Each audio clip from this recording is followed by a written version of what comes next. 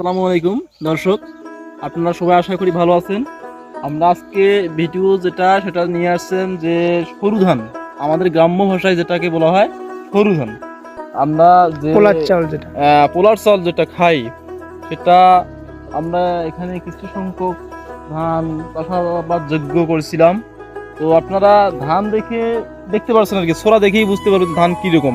দেখতে পাচ্ছেন আপনারা ছোরাগুলো কত বড় লম্বা এবং কত সুন্দর হয়েছে, কিন্তু এখনো ধানটা পরিপক্ক হয়নি।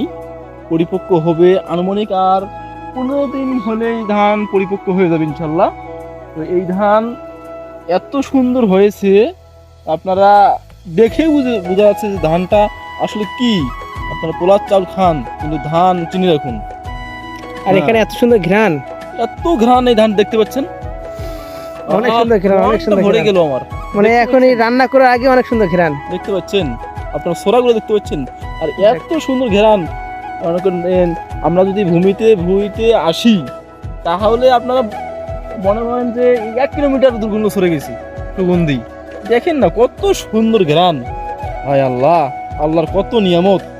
আলহামদুলিল্লাহ, দেখতে পাচ্ছেন এত সুন্দর ঘ্রাণ দেখতে পাচ্ছেন আপনারা। আসসালামু আলাইকুম গাইস, আপনারা ভালো থাকবেন, সুস্থ থাকবেন। আপনার সবার সুস্বাস্থ্য কামনা করে আমার ভিডিও এখানে সমাপ্তি ঘটেছে।